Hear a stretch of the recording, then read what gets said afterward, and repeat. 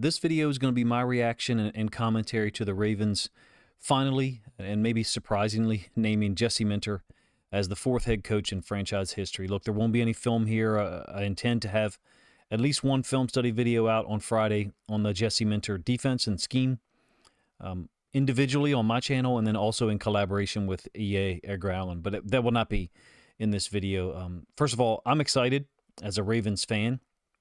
The guy's been a defensive coordinator in the NFL for 2 years, and then called defensive plays, obviously, at a high level at Michigan 2 years before that. Had spent time also as a defensive coordinator at Georgia State and Vanderbilt. In the interim, or I should say sandwiched in between there, he spent time in Baltimore for 4 seasons, 2017 to 2020. I think this is probably the most coveted job in the NFL as far as available jobs at the time that Minter's hiring was announced. But I get it, right? The Bills and the Steelers would be other ones that I'm sure people would mention and their fan bases would argue for. In my opinion, we have a guy who, and look, the similarities, the parallels between him and Mike Macdonald, they're eerie. They both started coaching in Baltimore in 2007. Actually, they traded off the Michigan defensive coordinator job from 2021 to 2023. Macdonald had been an intern in Baltimore and then defensive assistant before Minter arrived in 2017. So they didn't arrive at the same time. Minter was a defensive assistant DB coach, and then an actual DB coach. Macdonald goes and spends a year at Michigan in 2021, the same year that Minter had gone to Vanderbilt and been the defensive coordinator there. Macdonald returns to Baltimore in 2022 as the defensive coordinator, and Minter takes his place. Just crazy story, if you ask me. And what makes it even crazier is the 2 seasons that Minter is at Michigan. It's the whole Connor Stallions thing. I will tell you something, 2 thoughts about that I had at the time and that I still kind of do. If you're going to put your signs out there on a weekly basis, you're going to put them on film, people are going to steal them. No, you shouldn't be going into other people's stadium to steal them. In person, I get that, but figure out a way to foolproof your plan, right? Meaning don't give obvious information to the opponent out there visually for them to record and analyze. It's a very simple answer. But, anyway, Minter was there for that time period, and Michigan was fantastic, right, from a results standpoint. 2021, they lost in the college football semifinal with Mike Macdonald as the DC. 22, they lost in the college football semifinal again with Minter as the defensive coordinator. Win the national title in 23. That's the whole Connor Stallions season. And then he goes to the Chargers. I'm not going to lie. There's a part of me, he goes to the Chargers with Jim Harbaugh, and I'm thinking, okay, how much of what they were able to accomplish at Michigan was due to the sign-stealing stuff? And in year 1, 2024, in the NFL on the big stage, he gives up 17.7 points per game. First in the NFL, points per game allowed. Clearly, it involved a whole lot more than just, the players he had, the support that he had around him, Harbaugh and others, and then any signs that were handed to him. Look, when Minter shows up, they drop the points per game allowed from 23.4 in 2023, I'm talking about in LA, to 17.7 in 1 season. He has an impact. Again, the similarities to Mike Macdonald are very real. I'll be up front. I think they run the same system. Today I've watched 2.5, maybe 3 games if you want to call it. It's not a Harbaugh system. It's not, from a defensive standpoint. There's no reason really to talk about John Harbaugh here. Good luck in New York, right? We are glad that we've got an actual play caller on one side of the ball here as a head coach that can prepare with a defensive coordinator. But having said that, there is this, and I've fielded these questions, honestly, from Lions and Seahawks fans. There is this question, or maybe perception, I should say, that the Macdonald system, the Minter system, comes from John Harbaugh. I don't think it does. I really don't. I think this system is a product of their experiences, Macdonald and Minter, the convergence of their careers, 2017 to 2020. But it also must be said, I think there's another possible obvious influence, and that's Jesse Minter's father, Rick Minter. He's now 71 years old. He's coached everywhere. Do yourself a favor if you haven't done it already. Go look up his coaching career. He just spent a year as a defensive analyst for the Chargers at 70 or 71 years old. You'd have to think that he's going to come to Baltimore with his son as a first-time head coach, in the NFL. The guy has a coaching pedigree that's just wild. He coached under Lou Holtz twice, once in 1978, and then again he was the DC at Notre Dame under Lou Holtz for 92 and 93 season. I should say the 92 and 93 seasons. There were two of them packaged together, and I think their record, collectively those 2 years was like 21, 2, and 1. I think they had a tie one season, finished fourth, and then second in the championship voting, the way that the system was done at that time. And the crazy thing about Rick Minter, he becomes the head coach in Cincinnati, University of Cincinnati, when John Harbaugh was the special teams coordinator there. Harbaugh had actually preceded him there. Harbaugh was a special teams coordinator, I think, 88, 89, maybe 87, somewhere in that range. And then Rick Minter shows up to be the head coach in Cincinnati in 96. And Harbaugh works under him. By the way, Rex Ryan also works under Rick Minter. So look, it's crazy. I've actually seen this in the Discord, the Ravens Discord, that was incredibly active and helpful and fun tonight after the Minter announcement. Somebody said it, Minter is not from the Harbaugh tree. What's possible is that if you look at it from another angle, John Harbaugh might come from the Rick Minter tree. Now, I don't know if I necessarily believe that, and here's why. It's clear, right, that John and Jim Harbaugh were heavily influenced by their father, right, who was an extremely successful coach. They also had collective experiences, as players, and then their progression as coaches through college and then the NFL. The same thing applies to Jesse Minter. I think he was on this path before he came to Baltimore in 2017. And so I don't think the Ravens way, the Ravens culture, it had an impact on Jesse Minter, obviously. But multiple things can be true. The Ravens way, the Ravens culture, John Harbaugh certainly helped shape him in some way. The way that he was raised by a college and then NFL or professional football coach and his father, Rick Minter, and the convergence of Mike Macdonald and Jesse Minter being in Baltimore for 4 years together and then sharing that experience at Michigan, handing it off to one another. I think this is a system they share. I think they have shared values, the way that they look at the game in place. Compare it to the Wink Martindale scheme. They don't share anything. They're radically different from these two guys.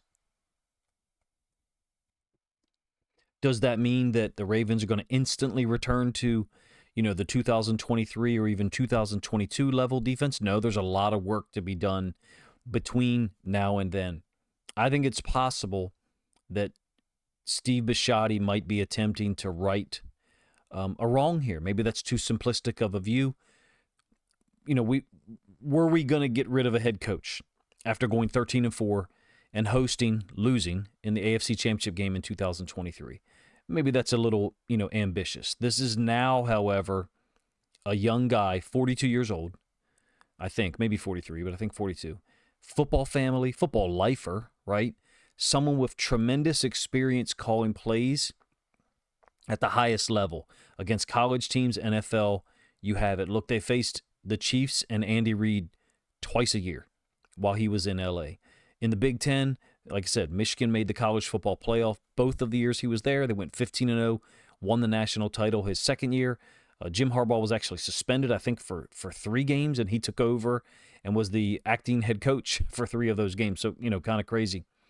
We now have on one side of the ball, whether we return to, 17.7 points per game allowed, 18.7, 19, or even 20, we now have one side of the ball that can be handled by a head coach for a long time, assuming that things are successful, right? Harbaugh couldn't do that. Harbaugh didn't do that. Harbaugh didn't call offensive plays. Well, at times he did, but he didn't run the whole show, and he didn't call defensive plays. Now, there is a part of me that wonders, would I have rathered or preferred, I guess, an offensive guy as a head coach / play caller? Yeah, I've had those thoughts myself, but I have seen enough film.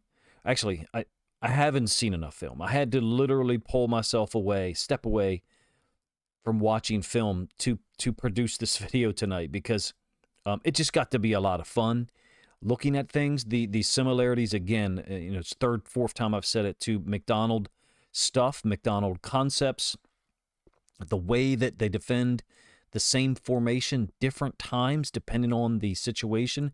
There seems to me to be a level of coaching that manifests or shows its way on the field defensively that, we just haven't seen in Baltimore for 2 years. And maybe we had some games, some isolated incidents that were, high level for sure. And we definitely played well for the last 6-7 games of 2024, whatever it was. I watched Chargers versus Chiefs. I didn't track it or chart it. I just watched it. Chargers versus Eagles. I cut that one up. Chargers versus Ravens. Those are extremely interesting watches now, looking back on the fact that, Minter was calling plays. I should say, the 2024 game, right? The 2023 game, he was still in Michigan. But, we had Lamar and Derrick Henry for that one. And sure, Henry goes for 140 yards on 24 carries. We win the game 30-23. Lamar only threw the ball 22 times, and it's only 177 yards. Justice Hill added, I think, 55 yards and a touchdown, a long touchdown. I had to kind of pull myself away at that point because I was like, okay, why is he doing this? Why is he defending us this way?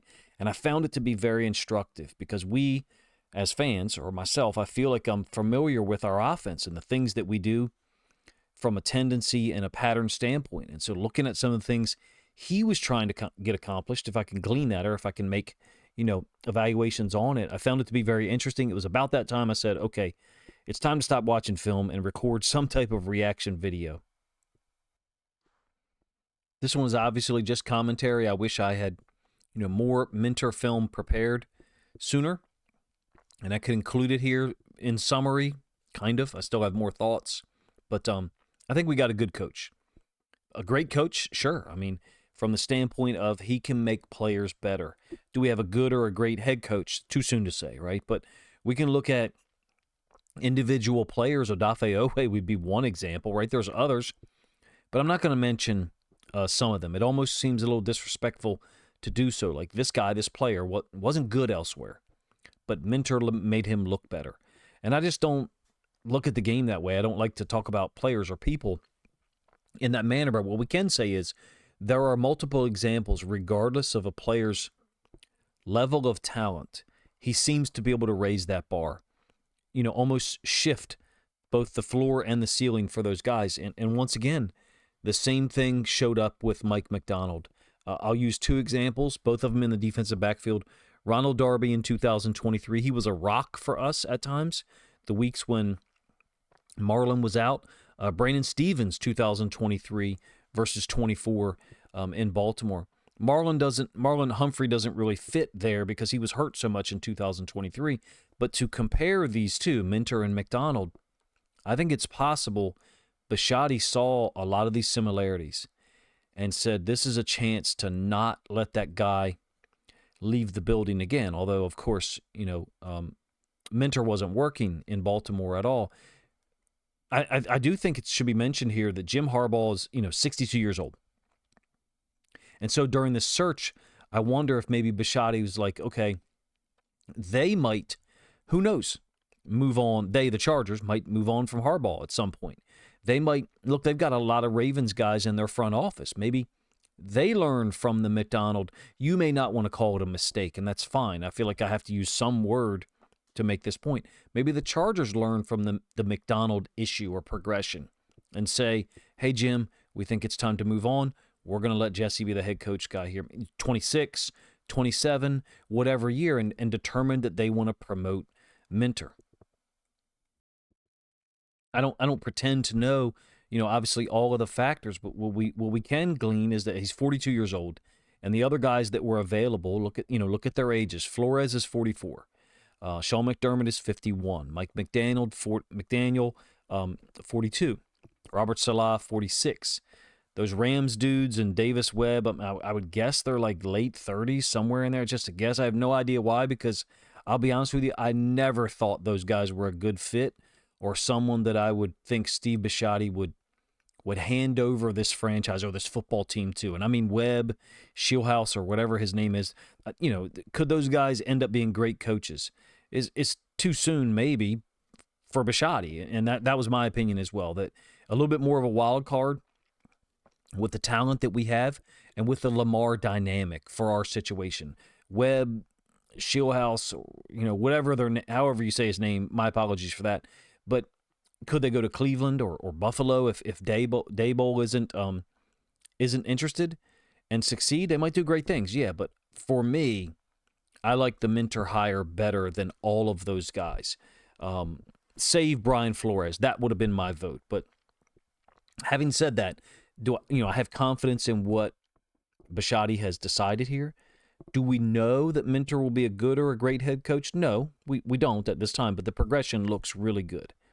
And the guys who made the choices, players and staff, Ozzie, EDC, Sashi, Bisciotti, I'm sure Lamar, Derrick Henry, Roquan, I'm sure they had, some input, and it seems like they did.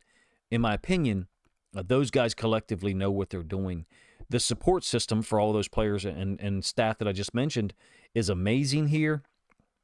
Bisciotti, of course, is in the background, right, kind of overseeing to an extent. We know this. Minter has to, nail some of these hirings coming up. He's got to nail the offensive coordinator spot. Cliff Kingsbury, I'm not so sure he's the guy we need. Now, that doesn't mean he couldn't do well.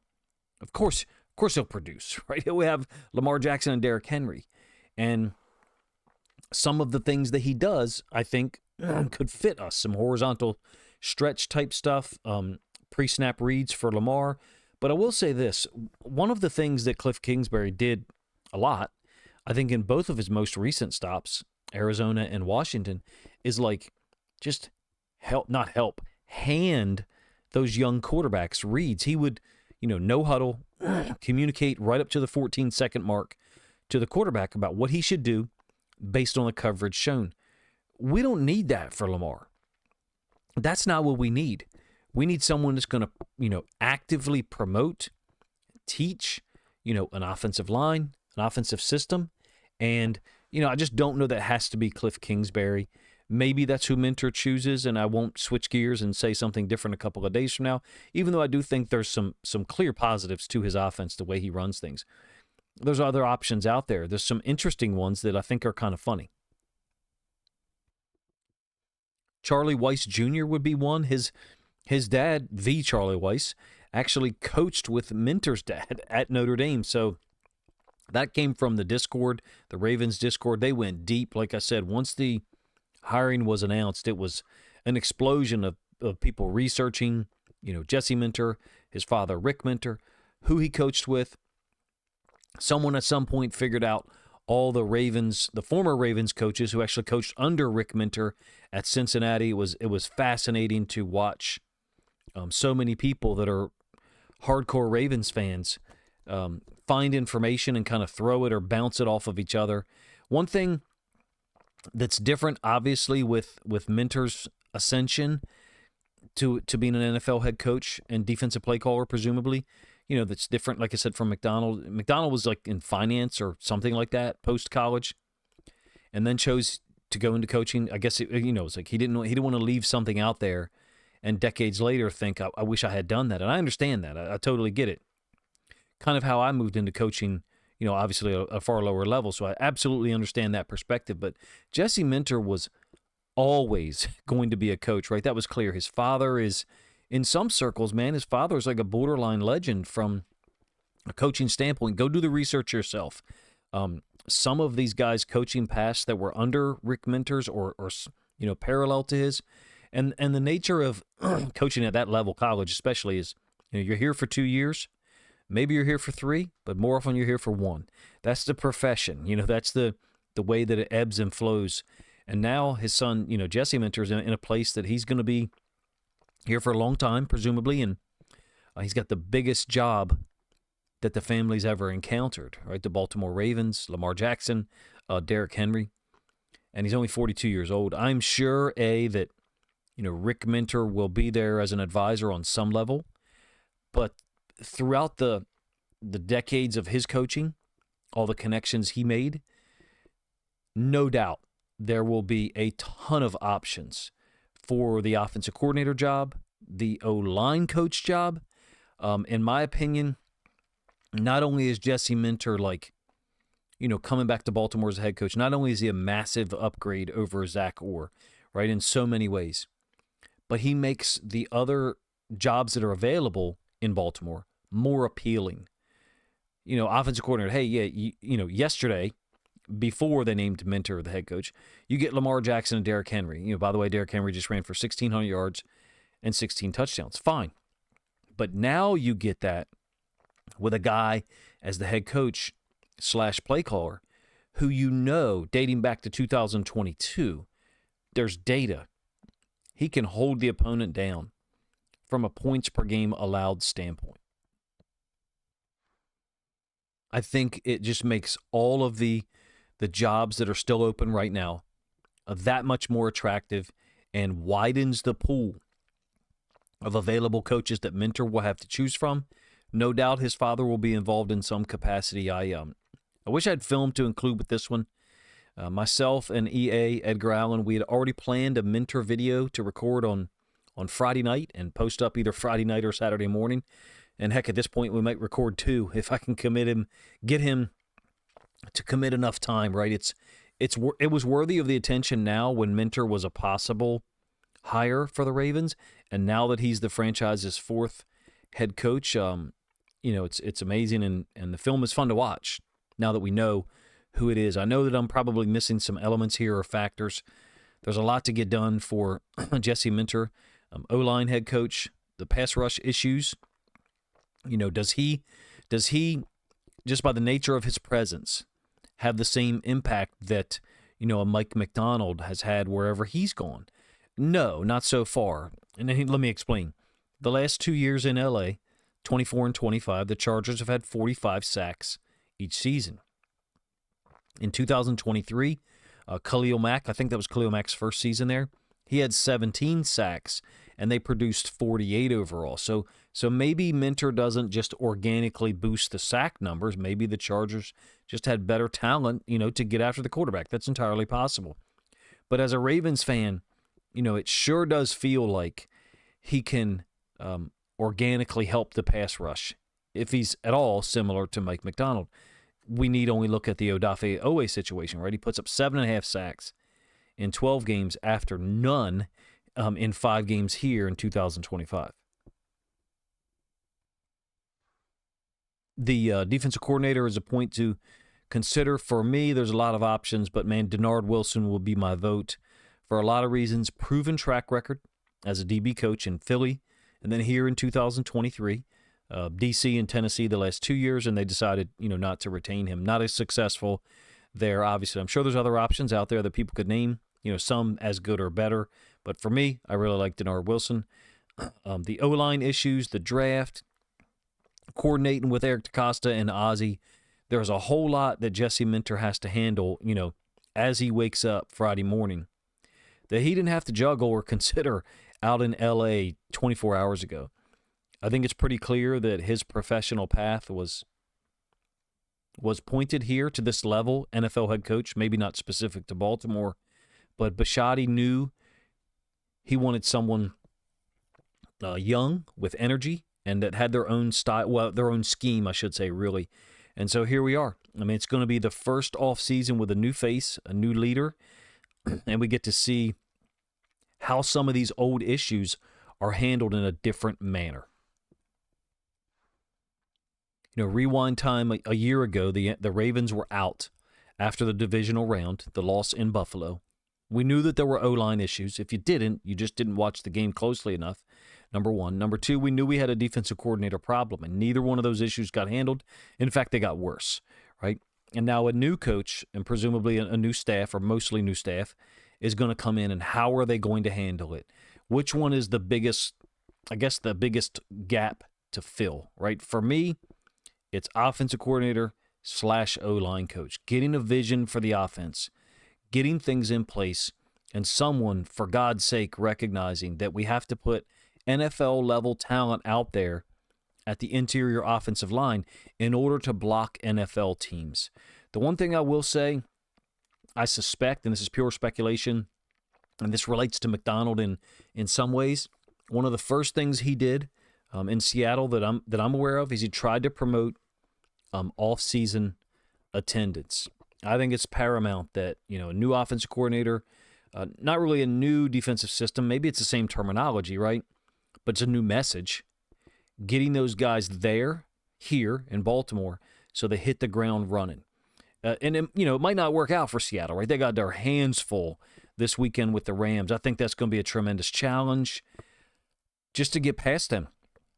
Even though the game is in Seattle, Macdonald has had trouble not giving up points to McVay and Stafford versus other teams. He seems to just shut down. But one thing he has said is that what they've built in 2025 as a team, offensive and defensive, was started in the offseason. That mentality, that work rate was put out there. And I think that'll be one of the challenges for Minter. We got a lot of veterans, some guys who, quote, don't need to come in. I think they do. I think they do with this situation, with this new dynamic, and all of the things that they could do as veterans to help promote that type of mentality. Who am I referring to? Any of them. All of them, right? To me, Minter can handle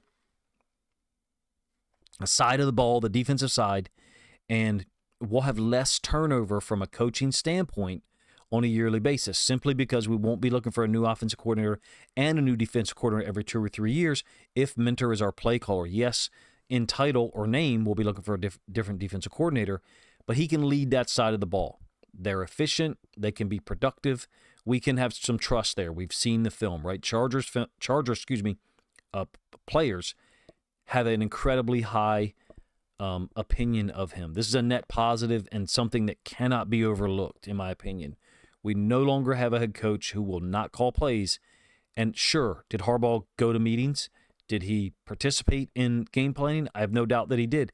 He's also a guy who told us that, hey, the grades on Daniel Falele and the grades on Andrew Voorhees were high, according to our offensive line coach. It was an absolute cop-out and something that I hope Jesse Minter doesn't talk in that same way. Final point, or maybe final two, I guess. I'll be honest with you, this is not the guy that I wanted, quite directly. I was hoping for Brian Flores. A year ago, maybe a year ago plus, I would not have said that. I was not as big a fan of the Flores defensive structure and what he did. And after the offseason of 2024, I spent a significant amount of time studying his defense and to be quite real with you, have become a big fan.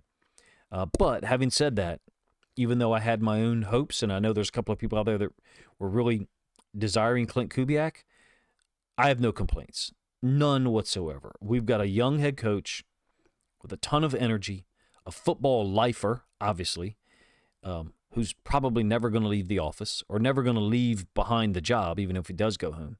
There's a vision for the defense at minimum, right? And now he's got to stack good decisions and good days on top of one another every day. And that's a huge task because, for me, all of that sequence, or those series of decisions, I should say, they really are going to build to a point, and that is, however Lamar Jackson's career is viewed, whatever the overriding opinion or evaluation is of Lamar Jackson's career, it'll now rest on all of those decisions that Jesse Minter makes. All we need as Ravens fans, Lamar Jackson fans, is for him to win one Super Bowl.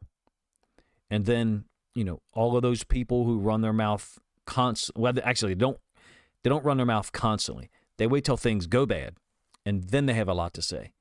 If Jesse Minter can get him one Super Bowl, then those people have got to shut the hell up. And we're hoping he's that guy, right? That he can bring a day like that. We would hope for 2 or 3 days like that, 2 or 3 Super Bowls.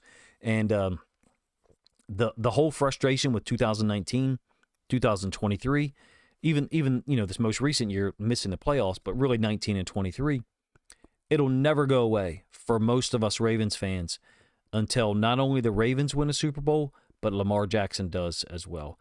And so ultimately, whatever decisions he makes, his fate, Lamar's fate, they're now tied together. So it's a tremendous opportunity for both of those guys, but it's also a tremendous task or responsibility. We just need to win one for Lamar, right? And so at least for today, even though no games have been played, no players have been drafted, no free agents have been signed, we at least moved a little bit closer to a day like that happening because there's not too many guys out there right now, if any, that I think could have been a better choice right now. So I credit Steve Bisciotti for this. Maybe 2 or 3 years too late, I guess, but a decision nonetheless that makes, I think, us all excited as Ravens fans and hopefully puts us in a better situation to win a Super Bowl one day. I appreciate you guys' time, man. I recognize this was all commentary, so if you sat through the whole thing, thank you very much for that. Please look forward to some film being shared by myself on Friday afternoon and evening, and I'm sure a ton of other Ravens content creators will as well. Appreciate you guys' time.